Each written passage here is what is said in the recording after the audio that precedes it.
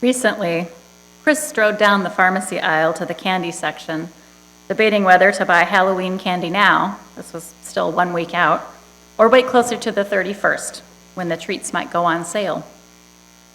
He wasn't sure whether to laugh or grimace when she noticed that across from the rows of orange and brown bags for trick-or-treating, there was an aisle already stocked with bags of red and green Christmas candy. It sunk in that the string of holidays was starting now. Halloween, Thanksgiving, Christmas, Hanukkah, New Year's. The pit of her stomach tightened as Chris remembered the to-do list that would come with these special times over the next couple of months. She already felt pulled in too many directions. Before adding the extra tasks of maintaining holiday traditions, stuffing in more productivity at work to make up for time she would take away, and juggling the expectations of her extended family. But Chris also remembered those moments during the holidays when she could relax and just be, enjoying simple celebrations with family and friends, forgetting about her job for a period, returning to ancient stories and rhythms, and maybe spending less time instead of more on social media and the roller coaster of brain chemicals they stimulate. Yes, Chris decided as she grabbed some Halloween candy, she would approach the holidays with intention. Otherwise, it was just too easy to get overwhelmed. We live in an age of accelerated social change and political upheaval. There's also a drumbeat of distractions ever present from our high-tech toys, and many demands on the time and attention of the ordinary person just trying to get by. So it's no wonder our minds and our lives may often feel fragmented. Other species even feel the impact of human busyness. In an article on the end of silence in The Atlantic this month, Bianca Bosker reports on how excessive noise from human societies stresses many animals. Elk and wolves are disturbed by snowmobiles. The acoustic emissions of air guns used to map the ocean floor create a living hell for undersea creatures, as one researcher described it. And Bosker notes how songbirds near noisy habitats like oil fields change their songs to try to survive and find mates. She writes that the songbirds become screechier to make themselves heard above our din. One ornithologist told a reporter that sparrows that used to sound like, say, George Clooney would now sound like Bart Simpson. And this phenomenon has been linked to decreases in species diversity, bird populations, and even tree growth. Excessive sound is hazardous to human health, just like it is to other critters. It's estimated that noise pollution now doubles or triples every 30 years. So noise is just one more way, along with all the other changes ratcheting up the pressure on the human organism, that strictly on a physiological level, we're increasingly subject to a surplus of stimulation. That makes it harder to feel grounded and secure. What's a 21st century human to do?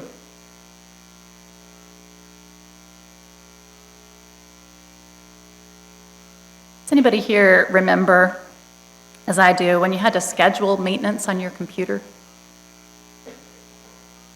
Most computers do this automatically now.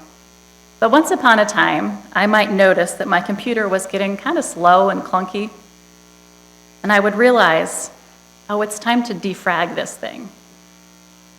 Defrag, defragment. Information has gotten scattered, and the machine doesn't work as well anymore.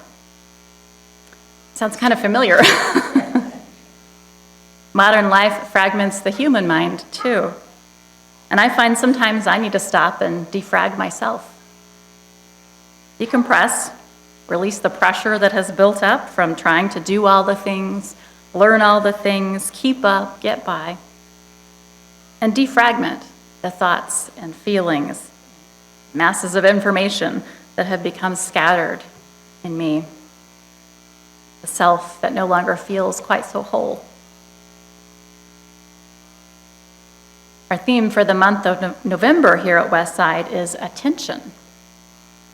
I find it helps me to think of these themes as practices, ways of approaching my life. We might understand attention, for example, as the practice of reshaping our lives by shifting where we look. The practice of reshaping our lives by shifting where we look, maybe shifting where our ear is going.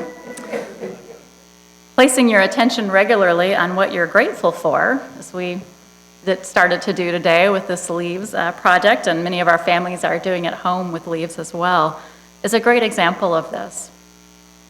By taking some time each day or each week to name that for which I am grateful, to focus my attention on my blessings, I feel the fullness of my life in positive ways. I remember what is going well. I remember what matters. I come away from a gratitude practice with more joy and appreciation for my life, less stress and overwhelm.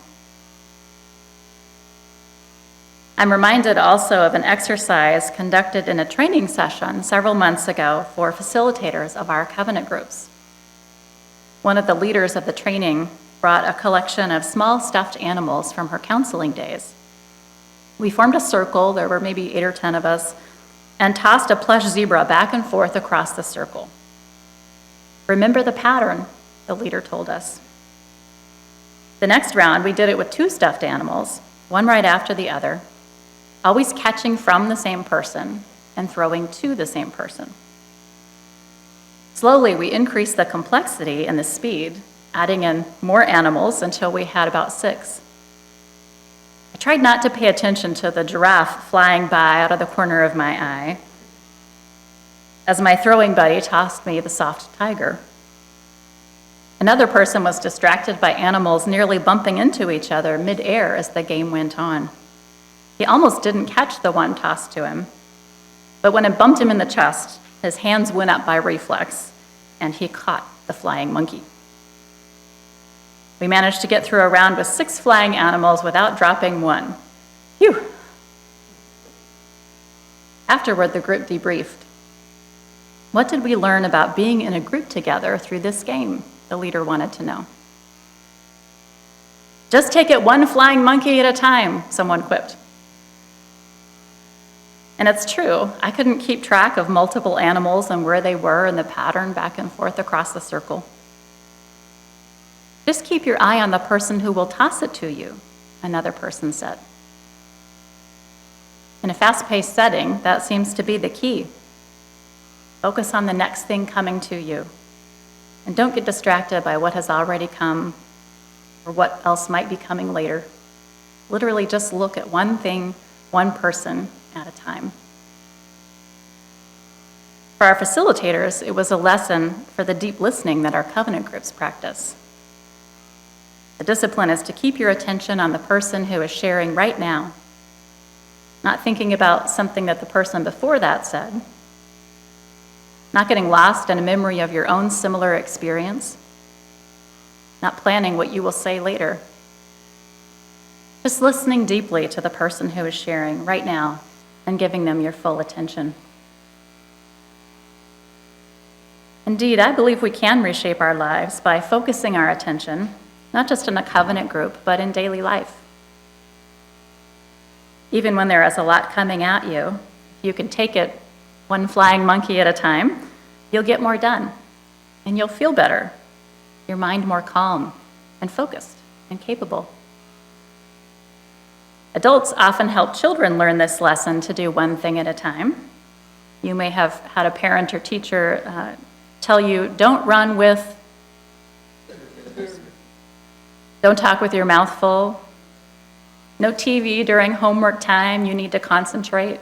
And you could probably add others to the list. We grown-ups could often stand to remind ourselves of the virtues of doing one thing at a time too, or at least I sure can. And researchers have now confirmed what the gurus have long told us. Multitasking is a myth. Multitasking is actually switching your attention back and forth really frequently between two things, and thus doing them both less effectively because your mind is constantly interrupted. It's rather inefficient. So take it one flying monkey at a time, and don't run with scissors, of course. This is all easy to say, but I realize that when the mind is fragmented by many demands and distractions, it's hard to practice. Through all the tumult and the strife, a pretty good description of life today, can I still hear the music of freedom or love or peace ringing within me? Am I remembering to breathe? Real, deep, nourishing breaths?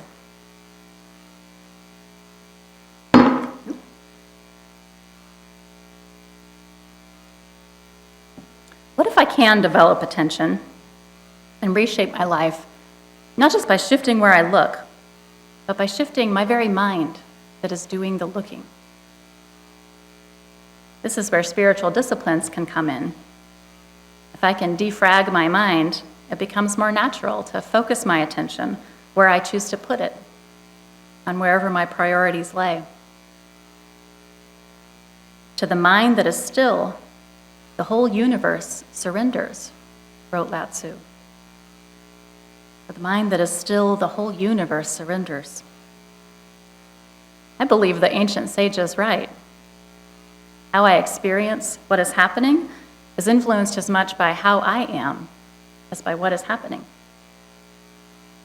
This is one of the reasons that a regular practice of meditation or yoga, nature walks, or other activities that slow down the mind and defrag our attention are well worth the investment of time. 30 minutes meditating or walking in the trees can make for a slower, more focused mind for the whole rest of the day. Humans aren't machines, but we need this regular maintenance just as much as our computers do. So getting the mind more calm and creating greater focus is one discipline. It seems to me that a related but distinct opportunity is deciding then where I want to put my attention. What is worthy of my time and energy? I don't know about you, but I am in repeated discernment about how much to do, which things I must do, which things I feel called to do, what restores me, what is balance for me, what is helping the next generation and is therefore worthy of my time and attention. For each one of us, the answers may change over time in different seasons of our lives. I want to share with you an excerpt from a poem by Teresa Soto called Remembering the Future. Soto writes, "There is no more time for pretending that everything can be all right without your care, without your attention. You can mourn, grief being more real at times than the promise of sunrise, more real than the peace of the moon that by inconstant silver turns disappears. And yet, while we may mourn changes, losses, deceptions, and betrayals, beneath the ash, we find the ember. We weep, and then as we have learned from labor movements, we organize." This is a conversation I feel like I witness often among people here in this church and in circles of friends. How can I, should I engage in organizing and social action? There's so many problems. How do I know where to focus? How do I avoid burnout? I feel overwhelmed by the enormity of it all. Me too. I understand. No one can work on all of these issues. People contribute in a whole variety of ways, some of them visible, like marches in the streets, and some of them very behind the scenes with their skills and their love. And even if we are passionate about social justice, sometimes we need to pull our attention away from changing the world to nurture ourselves, especially if we are mourning changes, losses, deceptions, and betrayals. Later, we can find the ember again. Over our lifetime, I believe some part of our attention does need to go to changing the world if we want to live out our values with integrity. But that will look differently for each person. How much time, in what ways, what we try to make a difference in. There's no one right answer here.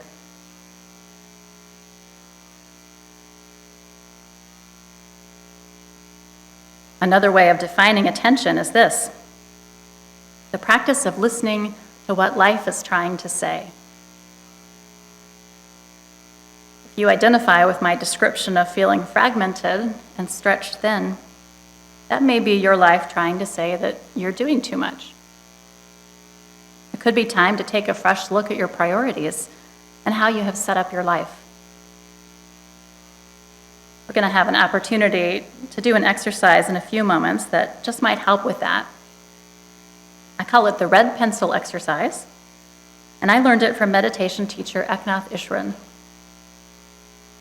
Ishran recounts meditation students asking him how they could do all their tasks with a calm mind and unhurried attention, like he advocated, when they had so much to do.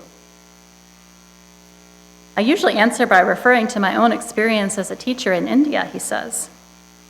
As a chairman of the Department of English at a large university, I had heavy responsibilities.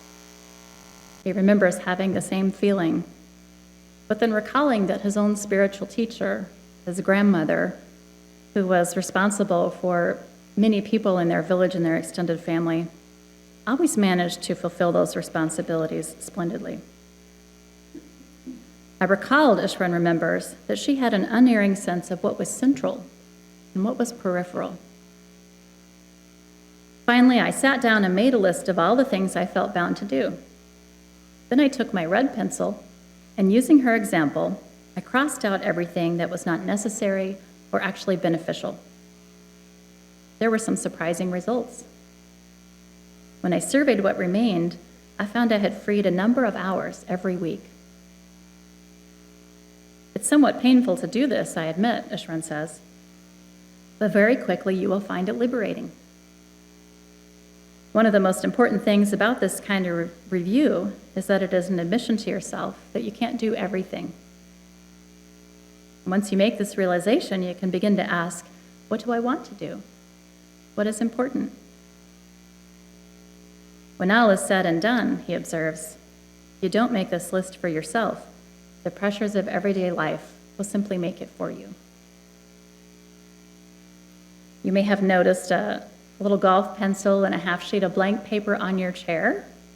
I invite you now to find those and try out this exercise for yourself. And Ken, let's go to the slide that has those exercise instructions. We'll get a start here. If you like this, you can finish it up at home. And so you write a list of all of your activities. You might want to include those that no one else is holding you accountable for but are important to you, like self-care and family time. And then once you've gotten through your list, look at each item and say, is it necessary? Is it beneficial? And if the answer is no, you might want to cross it out. An alternative, if you don't want to do this exercise, is to simply close your eyes, do a little defragging, bring your mind back to your breathing whenever it wanders. I'll ring the bell at the end of this period.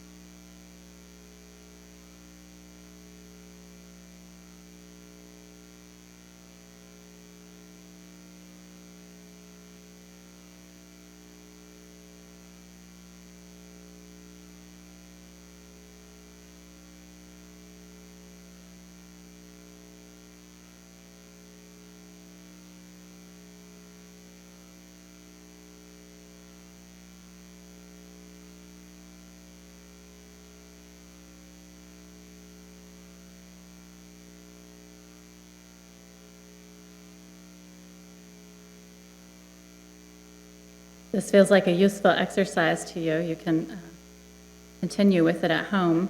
I'm going to share with you a few tips from Ishwaran about the red pencil exercise.